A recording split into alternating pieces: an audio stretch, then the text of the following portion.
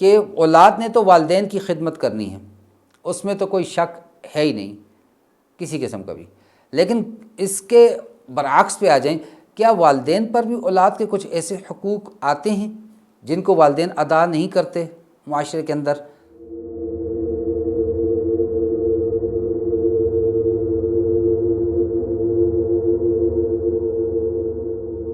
السلام علیکم ورحمۃ اللہ وبرکاتہ۔ بسم اللہ الرحمن الرحیم، نحمدہ ونصلی علی رسول الکریم، اما بعد، فاعوذ باللہ من الشیطان الرجیم، بسم اللہ الرحمن الرحیم۔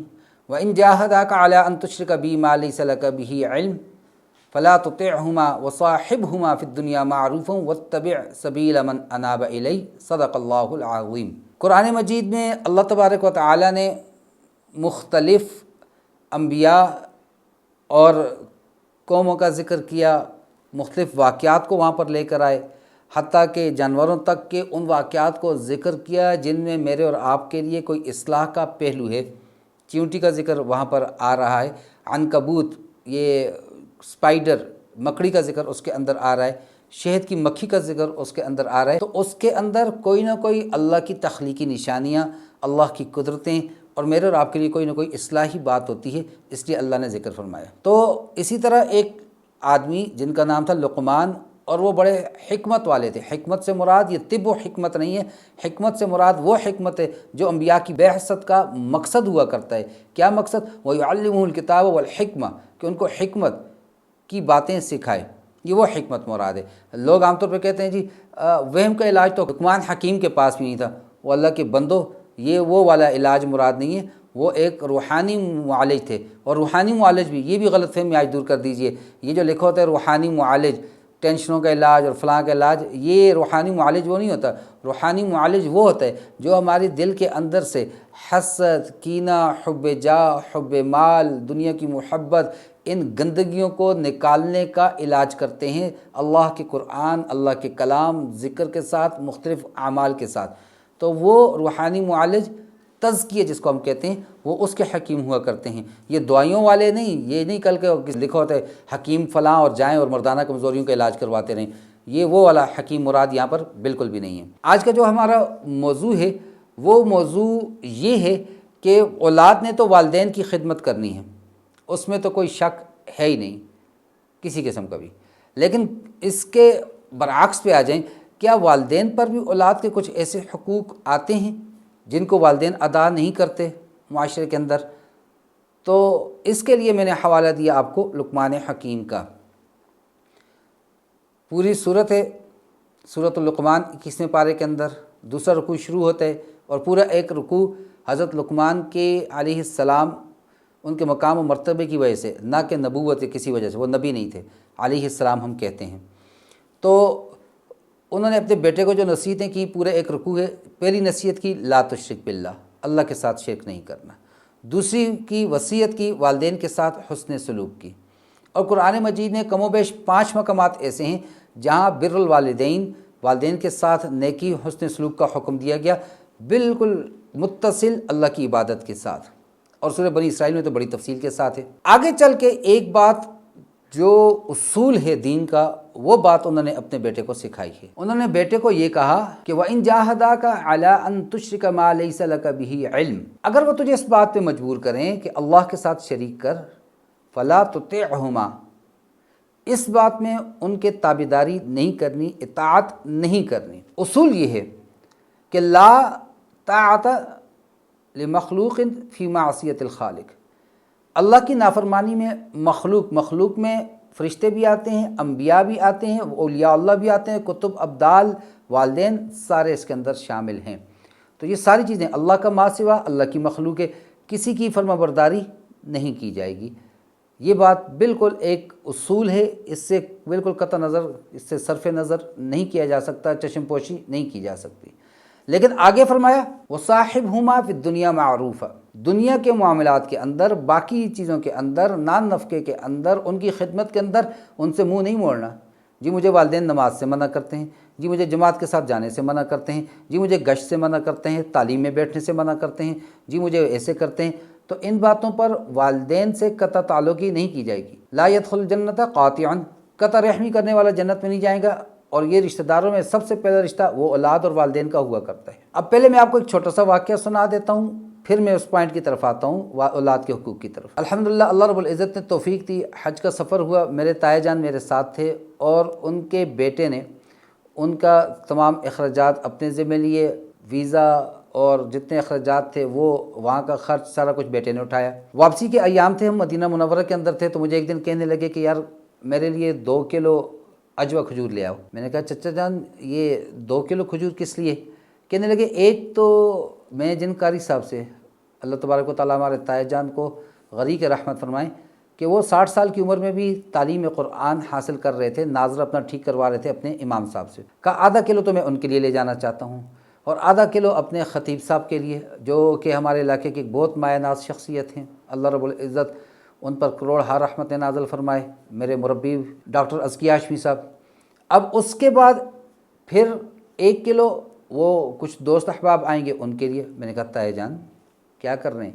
وہ جس بیٹے نے آپ کو 5 لاکھ روپیہ لگا کر حج کے لیے بھیجا، جس بیٹے نے آپ کو راستے کا خرچ دیا، جس بیٹے نے پیچھے کے آپ کی ساری مصروفیات کو اپنے ذمہ لے لیا، ڈرائیور ارینج کیا، آپ کے کام میں بھی خلل نہ ہو اور آپ پوری یکسوئی کے ساتھ اپنی عبادات کو کر سکیں، اس بیٹے کے لیے آپ نے نہیں لینی؟ فوراً میری طرف دیکھنے لگے، ہاں یہ بات تو تم نے ٹھیک کی یار، یہ تو مجھے خیال ہی نہیں آیا، ایسا کرو 1 کلو اس کے لیے بھی لو۔ جی ہاں، یہ وہ میرا پوائنٹ تھا کہ جب ہمارے والدین اٹھ کے ہمیں کہتے ہیں ہاں اب تو بہت پڑھا لکھا ہو گیا، اب تو ہمیں کسی بات کی خبر ہی نہیں ہے، اب تو نے بڑی ڈگری لے لی ہے، ماسٹرز کر لیا، ہم تو ٹھہرے جائے، ہم تو 5ویں بھی نہیں پڑھے ہوئے، تمہیں کیا پتہ ہے؟ اور بعض اوقات ایسا بھی ہوتا ہے کہہ دیتے ہیں اور تم چھوڑو، مشورہ ہوتا ہے اس کو چھوڑو جی، اس سے کیا مشورہ لینا، اس کو بچہ ہے، اس کو کیا پتہ ہے۔ آئیے قرآن مجید کی طرف۔ حضرت داؤد علیہ السلام نبی ہیں، بیٹے حضرت سلیمان علیہ السلام نبی ہیں، اس وقت ابھی نبوت عطا نہیں ہوئی۔ ایک مقدمہ آتا ہے داؤد علیہ السلام کے پاس، سورۃ الانبیاء کے اندر سیکنڈ لاسٹ رکوع کے اندر واقعہ موجود ہے۔ مقدمہ یہ تھا، 2 آدمی آپ کے پاس آئے جھگڑا لے کر، اور ایک نے کہا جی ایسا ہوا کہ اس شخص کی مویشیوں نے آ کے میری ساری زمینوں سے فصل کو کھا لیا ہے، لہذا مجھے انصاف فراہم کیا جائے۔ اب آپ نے اس کی فصل کا تخمینہ لگایا، مثال دے دیتے ہیں کہ وہ تخمینہ 1 لاکھ روپیہ تھا، اور ادھر مویشیوں کی قیمت بھی 1 لاکھ روپیہ تھی، تو آپ نے کہا ٹھیک ہے بھائی، اب ایسا ہوگا کہ یہ اپنے سارے مویشی تمہیں دے دے، لہذا تمہارا جو ہے تاوان جو ہے وہ ادا ہو جائے گا۔ فیصلہ ہو گیا، نکل آئی باہر، آگے بیٹے سے سلیمان علیہ السلام سے ملاقات ہوتی۔ سلیمان علیہ السلام ان کو لے کے والد صاحب کے پاس آتے ہیں اور کہتے ہیں کہ جی اگر فیصلہ جو آپ نے کیا ٹھیک ہے، انصاف یہ ہے، لیکن ایک چیز ہوتی ہے احسان، وہ یہ ہے کہ ہم ایسا کر لیتے ہیں کہ آئندہ فصل تک اس کے مویشی اٹھا کے اس کو دے دیتے ہیں جس کی فصل اس نے تباہ کی، کہ وہ شخص اس کی کھیتی پر محنت کرے، دوبارہ فصل اگائے، تب تک اس کے مویشیوں کا اون، اس کے دودھ، اس سے یہ شخص نفع اٹھاتا رہے۔ جب وہ فصل بالکل ویسی تیار ہو جائے گی، یہ اس کو مویشی واپس کر دے اور وہ اپنی فصل کو لے لے، یوں احسان والا معاملہ ہو جائے گا اور دونوں کو فائدہ ہو جائے گا، اور اس فیصلے میں انفع للناس ہے، لوگوں کے لیے زیادہ نفع ہے۔ قرآن مجید وہاں پر کیا کہتے ہیں؟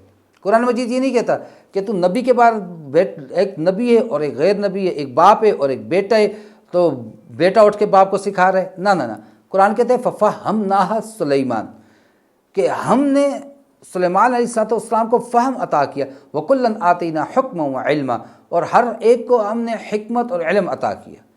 یوسف علیہ السلام کا واقعہ اٹھا لیں، وہاں پر الفاظ آتے ہیں وَفَوْقَ كُلِّ ذِي عِلْمٍ عَلِيمٍ، ہر علم والے کے اوپر اللہ نے ایک اور علم والا بٹھایا ہوا ہے۔ جب تک اونٹ پہاڑ کے نیچے نہیں آتا نا، وہ یہی کہتے ہیں میں سب سے اونچا ہوں۔ تو میرے بھائیو، زمانہ بدل رہا ہے، جنریشن گیپ بہت زیادہ ہوتا جا رہا ہے اب، اور اس گزشتہ 10 سالوں کے اندر جتنی چینج آئی ہے دنیا کے اندر، وہ ایک دم سے 180 ڈگری پہ چلی گئی ہے۔ اب 180 ڈگری پہ جانے کا مطلب، وہ جو میرے جو آباء و اجداد، ہمارے والد صاحب، وہ ہمارے دادا جان کے سامنے ہمیں نہیں اٹھایا کرتے تھے، شرم محسوس کرتے تھے، ایک غیرت کا معاملہ ہوا کرتا تھا۔ بیوی کے ساتھ ایک جگہ بیٹھ کے کھانا کھانا، اوہ استغفر اللہ، زن مرید جیسے للکاب دیا کرتے تھے۔ آپ صلی اللہ تعالی وسلم کی سنت مبارکوں کو دیکھیے کہ آپ حضرت عائشہ سے پوچھ رہے ہیں پانی کہاں سے پیا، یہاں سے اس پیالے کو اٹھا رہے ہیں اور وہیں پہ اپنے لب مبارک لگا کے وہیں سے پانی پی رہے ہیں اور دکھا رہے ہیں میں تم سے اتنی محبت کرتا ہوں۔ اور حدیث میں آتا ہے کہ اپنی بیوی کے منہ میں لقمہ رکھنا یہ بھی صدقے کا ثواب ہے، اس سے آپس میں محبت بڑھتی ہے۔ اور یہاں پر جو عرف تھا، رواج تھا اس وقت میں جو تہذیب و ثقافت تھی وہ یہ تھی کہ اس طرح نہ کیا جائے۔ اب وہ جنریشن گیپ آج سے 40 سال پہلے کا اور آج کا بہت مختلف ہے۔ تب قاری صاحب گیس کے پائپ اور الیکٹرک تاروں کے ساتھ بچے کو مارا کرتے تھے اور والدین آ کے شکریہ ادا کرتے تھے کہ آپ ہمارے بچے کی اصلاح فرما رہے ہیں۔ آج مار نہیں پیار ہے، آج بچے کو ڈانٹنا نہیں ہے، آج بچے کو کارپورل پنشمنٹ نہیں کرنی۔ تو جناب یہ جو گیپ اتنا بڑا آ گیا ہے، یہ جو 180 ڈگری پہ کھڑے ہیں، تو اب اس حالات کے مطابق چلنا چاہیے۔ اب وقت بھی قرب قیامت کی نشانی یہ ہے کہ سال مہینوں میں، مہینے ہفتوں میں، ہفتے دنوں میں، دن گھنٹوں میں، گھنٹے منٹوں میں کنورٹ ہو جائیں گے۔ اتنا تیز سفر ہوگا زندگی کا۔ آج کا بچہ، میں وہ ایک لطیفہ سنایا کرتا ہوں کہ وہ پپو تھا بالکل ابتدائی کلاسوں کے اندر، تو اس نے اپنی ٹیچر سے پوچھا، اچھا ٹیچر یہ بچہ کیسے پیدا ہوتا ہے؟ تو ٹیچر نے کہا ایک پری آتی ہے اور وہ آ کے والدین کے پاس چھوڑ کے چلی جایا کرتی ہے۔ وہ بڑا حیران ہو کے ٹیچر سے پوچھتے ہیں، اچھا تو ٹیچر یہ جو شادی کے بعد میاں بیوی کا ملن ہوتا ہے یہ کام اب ختم ہو گیا؟ اب وہ جنریشن ہے، باخدا آپ 5ویں کے بچے سے پوچھیں، آپ سے زیادہ وہ سیکس اویئرنیس دے گا، آپ سے زیادہ وہ ایسی باتیں کرے گا۔ ہم کہتے ہیں نا جی میرے بچے نے ایسی بات کی، میری تو عقل حیران رہے گی۔ تو اب وہ دماغ بھی اتنی تیزی سے بڑھ رہا ہے، چیزیں بھی اتنی تیزی سے سیکھی جا رہی ہیں، اویئرنیس اتنی تیزی سے آ رہی ہے، پھر انٹرنیٹ موجود، موبائل موجود، کمپیوٹر موجود، یہ سارے وہ ہیں ریسورسز آف انفارمیشن، نالج، وہ چیزیں جو وقت سے پہلے بچے کو بہت کچھ سکھا رہی ہیں۔ آپ مختلف ممالک میں جو ان کے اپنے ملک کے اندر انٹرنل جو ہے وہ جو چنتے ہیں بچوں کو، ان کے میں ایک بچے کو دیکھ رہا تھا جسٹ 3 سال کا، اور وہ امریکن ایک پروگرام کے اندر کہ وہ کسی بھی ملک کی فٹ بالر ٹیم کی شرٹ کے نمبر کو دیکھ کے کھلاڑی کا نام بتا رہا تھا، اور 60 ڈیجٹ ملٹیپلیکیشن اور ایڈیشن سبسٹریکشن یہ سب کچھ 60 ڈیجٹ کی ساتھ ساتھ لکھتے جا رہے ہیں، ساتھ ساتھ یہ کرتا جا رہا ہے، اور جیسے ہی اس نے از اکول ٹو ڈالا اور بچہ یوں آنسر کر رہا ہے۔ تو بھائی یہ چیزیں موجود ہیں، کیوں اس کو ہم انڈرسٹینڈ نہیں کر رہے؟ اب والدین سب سے پہلے بچوں کو ایموشنلی بلیک میل کر رہے ہوتے ہیں کہ بھائی اگر بچے نے تھوڑی سی بھی بات ایسی کر دی، اپنے حقوق پر بات کر دی، مثال دے دیتے ہیں، بچہ ہے، بالغ ہے، والدین صاحب استطاعت ہے، الحمدللہ کروڑوں کا بزنس ہے، لاکھوں کا بزنس ہے، یا چلیے بزنس نہیں ہے یار، بچہ اب صاحب روزگار ہے، الحمدللہ ہماری زبان میں کہتے ہیں پکی نوکری ہے، گورنمنٹ جاب ہے اس کی، سکیور ہے اس کا فیوچر۔ اب وہ مطالبہ کر رہا ہوتا ہے کہ جی اب عمر بھی میری بڑھتی جا رہی ہے۔ صحیح عمر تو دیکھیں آپ صلی اللہ تعالی وسلم کی پہلی شادی 25 سال کی عمر میں ہو رہی ہے۔ تب کا زمانہ بہت خیر والا زمانہ تھا، اب تو فتنوں والا زمانہ ہے، اب تو 18 سال سے زیادہ آگے جانا ہی نہیں چاہیے۔ لیکن اب 25 سال سے 28 ہو گیا، 30 ہو گیا، 32 ہو گیا، والدین سے شادی کی بات کرو، والدین ناراض ہو جاتے ہیں اور کہتے ہیں تمہیں تمیز ہی نہیں ہے بڑوں سے بات کرنے کی، تمہارے اندر حیا ہی ختم ہوگی۔ ہمارے زمانے میں تو جب شادی کی بات چلتی تھی بچہ 6 دن گھر کو نہیں آتا تھا۔ اور کس زمانے کی بات کر رہے ہیں آپ؟ کیا آپ صلی اللہ تعالی وسلم کے زمانے سے بہتر آپ کا زمانہ تھا کہ وہاں پر خود مطالبہ کیے جا رہے، حتیٰ کہ خواتین آ کے اپنے رشتے کی خود بات کر رہی کہ ہمارے لیے رشتہ دیکھیے، ہم فلاں سے شادی کرنا چاہتی ہیں، ہماری شادی کروا دیجئے، میرا والد فلاں جگہ شادی کروانا چاہتا ہے، میرا دل وہاں پہ نہیں مانتا، لہذا اس رشتے کا آپ کچھ دیکھ لیجئے۔ تو کیا ہم ان سے زیادہ غیرت والے ہیں؟ کیا ہم ان سے زیادہ ایمان والے ہیں؟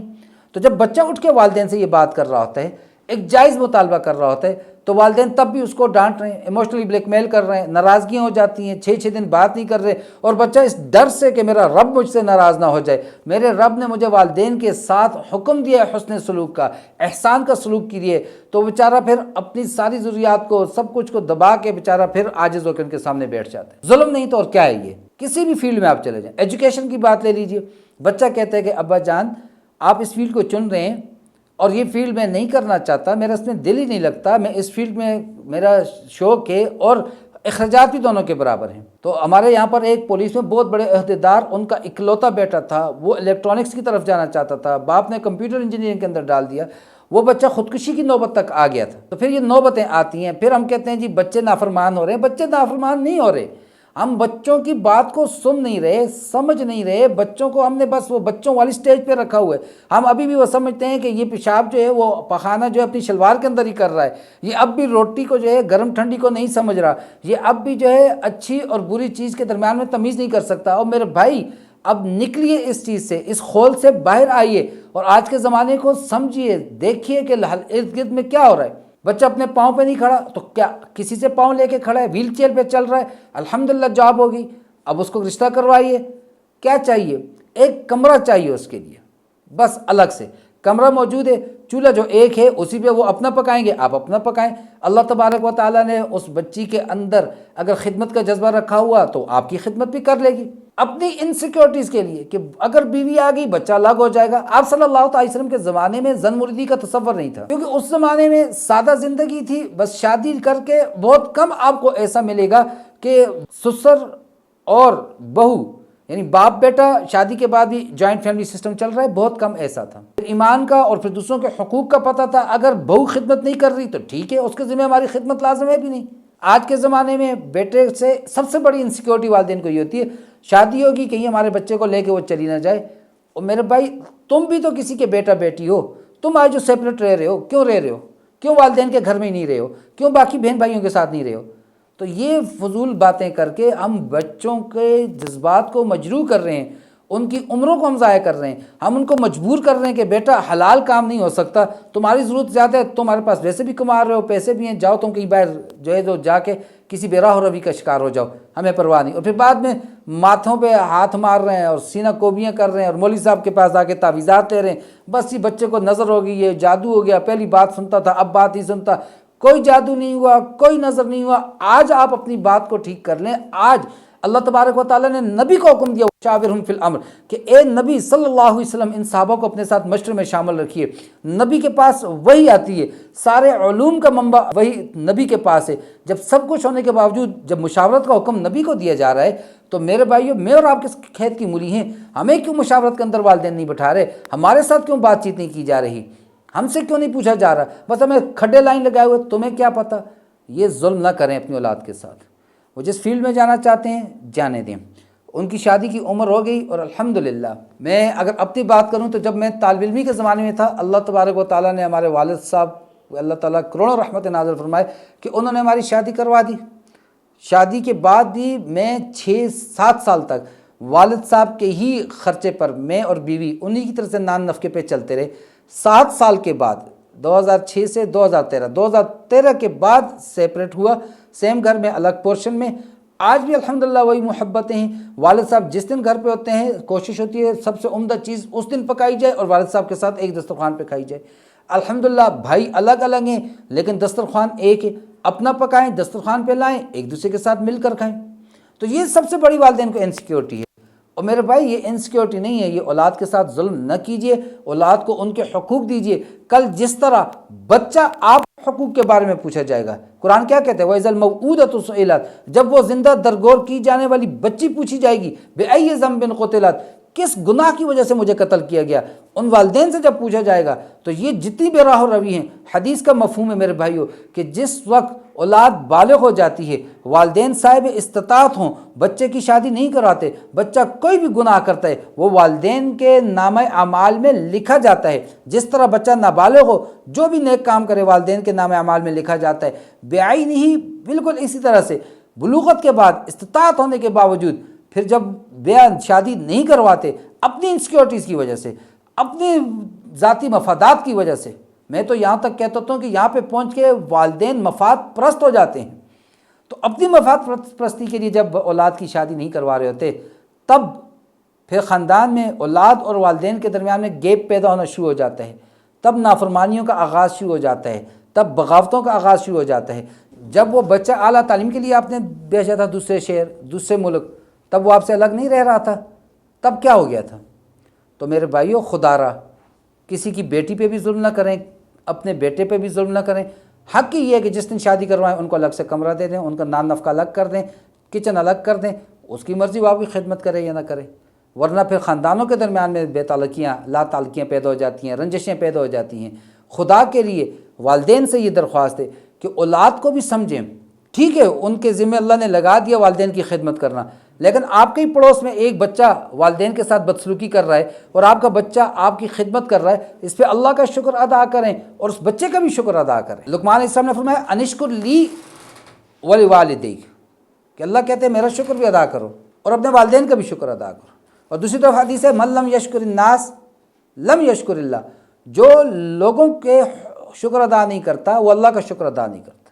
لہذا جہاں پہ علماء اولاد کو والدین کے حقوق سمجھا رہے ہیں وہاں والدین کو بھی اولاد کے حقوق سمجھائیے نا، وہاں والدین کو بھی بتائیے بچہ بڑا ہو رہا ہے، اب اس کے پاؤں آپ کے چپل میں پورے آ رہے ہیں، اب یہ عمر شادی کی ہو گئی ہے، اب اس بچے نے اگر وہ کما رہا ہے اور اپنی کمائی میں سے آپ کو آپ کا نان نفقہ دے رہا ہے اور آپ کی خدمت کر رہا ہے تو کیجئے اس کی شادی، کیجئے اس کو سیپریٹ۔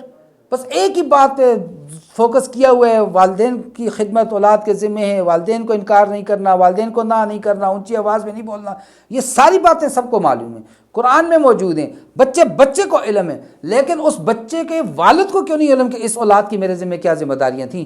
آپ صلی اللہ علیہ وسلم نے ادبا احسن تعدیباً کہا، اس کی اچھی تربیت کرنا، کہاں کی؟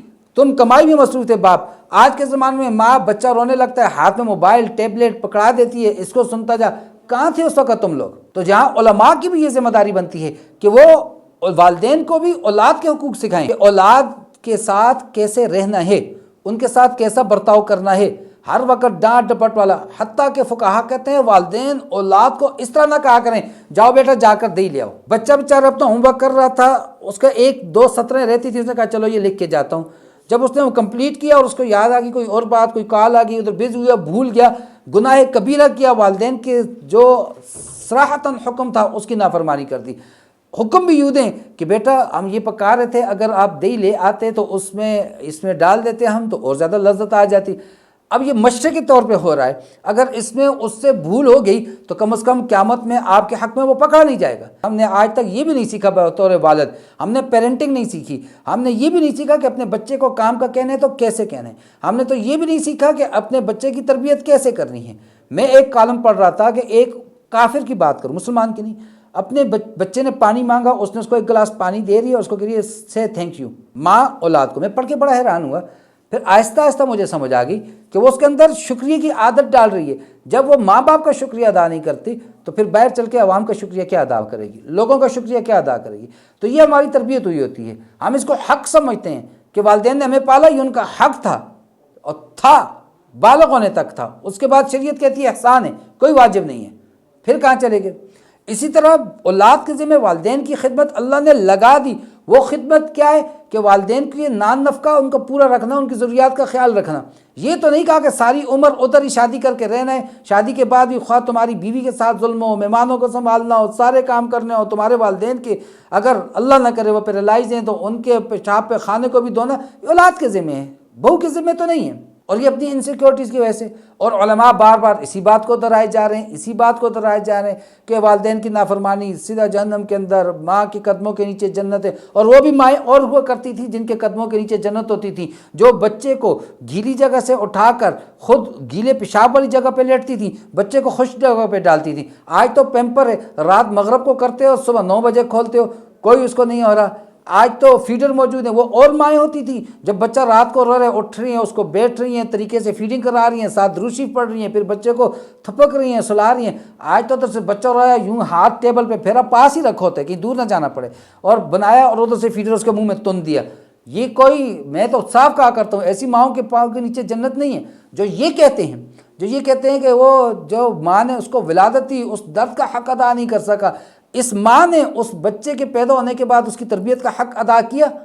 تو خدا را والدین بھی سمجھیں اور علماء بھی سمجھیں، اور ہر وہ طبقہ جو ٹیچنگ سے تعلق رکھتا ہے، ٹیچنگ انبیاء علیہ الصلوۃ والسلام کا فرض منصبی تھا، لوگوں کو تعلیم دینا، تعلیم دے رہے ہیں تو جہاں بچوں کی تربیت کر رہے ہیں والدین کے حقوق کی، وہیں پیرنٹنگ کونسلنگ بھی کریں، والدین کو بھی سمجھائیں کہ بچے کی ضروریات کیا ہیں اور اس کے حقوق کیا ہیں۔ اللہ تبارک و تعالیٰ مجھے اور آپ کو سمجھ اور عمل کی توفیق عطا فرمائے۔ وما علینا الا البلاغ۔ السلام علیکم ورحمۃ اللہ وبرکاتہ۔